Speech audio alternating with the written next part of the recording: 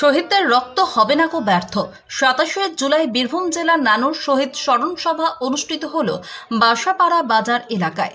শপথের দিন, অঙ্গীকারের দিন, শহীদ স্মরণের দিন। শহীদদের প্রতি শ্রদ্ধা জ্ঞাপনে তাদের আত্মত্যাগের অমর অধ্যায়কে স্মরণে একত্রিত আমরা। 27 জুলাই প্রতিবাদের দীপ্ত শপথে কুর্নিশ জানায় শহীদদের হারমাদদের নৃশংসতায় শহীদ তৃণমূল কংগ্রেস কর্মীদের পরিবারবর্গকে সমবেদনা জানায়। 27 জুলাই ঐতিহাসিক নানুর শহীদ দিবস। শহীদ স্মরণে সকলে একত্রিত হয়ে একজোট হয়ে শপথ নিই লড়াই করার শপথ। এদিনের মঞ্চ থেকে জননেত্রী মমতা বন্দ্যোপাধ্যায়ের নির্দেশ মতো বাংলা ভাষার স্বার্থে, বঙ্গবাসীর স্বার্থে বিজেপির অভিশপ্ত হাত থেকে বাংলাকে বাঁচানোর শপথ নেই। আজকে শহীদ সভা মঞ্চে উপস্থিত ছিলেন রাজ্যের পুর ও নগর উন্নয়ন মন্ত্রী ফিরহাদ হাকিম, আইনমন্ত্রী মলয় ঘটক, বিধানসভার deputy speaker doctor Ashis Bandyopadhyay, মৎস্যমন্ত্রী চন্দ্রনাথ সিনহা, সাংসদ অসিত মাল, বীরভূম জেলা কোর কমিটির সদস্য ও জেলা পরিষদের সভাপতি কাজল শেখ, কেতুগ্রাম বিধানসভার বিধায়ক শেখ শাহনওয়াজ ও অন্যান্য সকল কর্মী ও নেতৃবৃন্দ। বীরভূমের বাসাপাড়া থেকে ফয়জুল শেখের রিপোর্ট, MBS নিউজ। প্রথমে শহীদ পরিবারের সবাইকে আন্তরিকভাবে প্রণাম জানাই।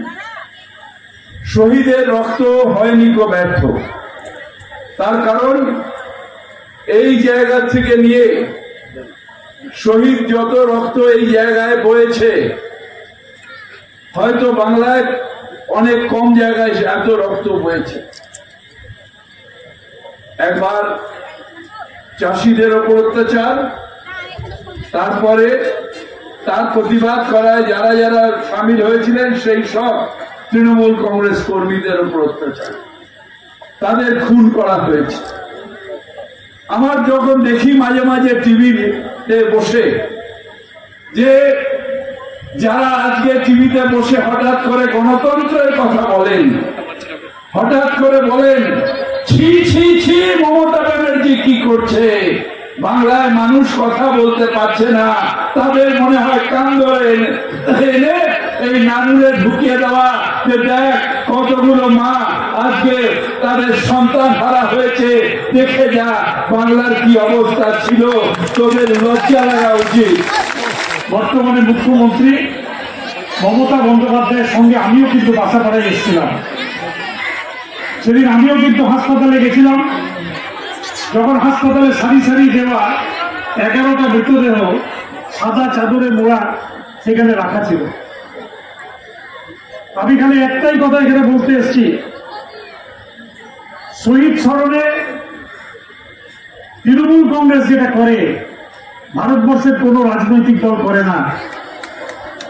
শহীদ স্মরণে মমতা বন্দ্যোপাধ্যায় যেটা করেন ভারতবর্ষের কোন নেতা বা নেত্রী করেন না, সেটা 21শে জুলাই হোক বা 27শে জুলাই হোক। এবং তাদের আত্মার শান্তি কামনা করি। উপরওয়ালা তাদের জন্য, যারা মুসলিম ধর্মের বিশ্বাসী তাদের জন্য জান্নাতবাসী করেন, এবং যারা হিন্দু ধর্মের বিশ্বাসী তারা যেন স্বর্গলাভ করেন, এই কামনা করি। আজকের এই মঞ্চে আমাদের মাননীয় মুখ্যমন্ত্রী মমতা বন্দ্যোপাধ্যায়, তিনি যে দিশা দেখিয়েছিলেন, তিনি যে পথ দেখিয়েছিলেন, বাংলার মানুষকে স্বাধীন করার স্বপ্ন দেখিয়েছিলেন, সেই স্বপ্নের বিফল হয়ে আমাদের নানুদের একজন খেত মজুর মমতা বন্দ্যোপাধ্যায় চলার পথ এবং আদর্শকে অনুসরণ করে চলতে গিয়েছিলেন, যার জন্য তাদেরকে নিষ্ঠুর নির্মম ভাবে হত্যা করা হয়েছিল। তারপরেও এই নানুদের স্বাধীনতা ফিরিয়ে আনতে বাম জামানায় বাম ভোটের হামলারা শাসনের নামে যে শোষণ চালাতো, তারা যে অত্যাচার অবিচার করেছে, নানুদের প্রত্যেকটি মানুষের উপরে তাদের বিরুদ্ধে প্রতিবাদ করতে গিয়ে নানুদের বুকে আরো 14 জনকে আমরা হারিয়েছি। নানুদের বিভিন্ন প্রান্তে তাদের নিষ্ঠুর নির্মম ভাবে হত্যা করা হয়েছে।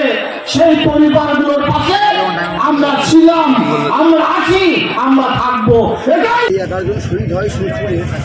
বেশিরভাগ এলাকায় আমাদের মাসাপাড়া এলাকায় এই ত্রিপুরা অঞ্চলের লোক বেশি শহীদ হয়েছিল 11 জন। তো সেই 2000 সালের 27শে জুলাই থেকে 25 বছর আগে অতিক্রান্ত আমরা শহীদদের পাশে থাকার প্রতিশ্রুতি দিয়েছিলাম এবং শহীদ থেকে সেই শহীদের রক্ত দিয়ে আমাদের দলটাকে প্রতিষ্ঠা করেছিলেন নানুরে এই যে মানুষ যারা পুরনো লোক রয়েছে এই লড়াইয়ের সৈনিকরা এরা কিন্তু গোটা বীরভূম জেলাকে সংগঠিত করেছে। এই নানুরের শহীদদের পাশে আমরা থাকবো, যারা দলটা এনেছে, যারা দলটাকে মজবুত করেছে। মুখ্যমন্ত্রী তাদের পাশে থাকার প্রতিশ্রুতি দিয়েছিলেন, যারা মারা গেছে তাদের তাদের পাশে দাঁড়িয়েছেন এবং আজকে আমরা শপথ নিচ্ছি আবারও আমরা মুখ্যমন্ত্রীর পাশে থাকবো এবং মুখ্যমন্ত্রী যে লড়াই সারা ভারতবর্ষব্যাপী করছেন আমাদের বাংলার উন্নয়নকে এগিয়ে নিয়ে যাওয়ার জন্য এবং ভাষাভাষী হিসাবে বাংলাভাষী মানুষদের উপরে যে অত্যাচার বিভিন্ন রাজ্যে বিশেষ করে বিজেপি দল ভেদাভেদে যে রাজনীতি করছে, শ্রমিক, কৃষক এবং কারিগর যারা বাইরে কাজ করতে যাচ্ছে তাদের উপরে নির্যাতন করছে, সেই নির্যাতনের ভাষা আন্দোলনে আমরা শরীর হব, মুখ্যমন্ত্রীর আন্দোলনের পাশে থাকবো এবং বাংলায় যেমন অত্যাচারী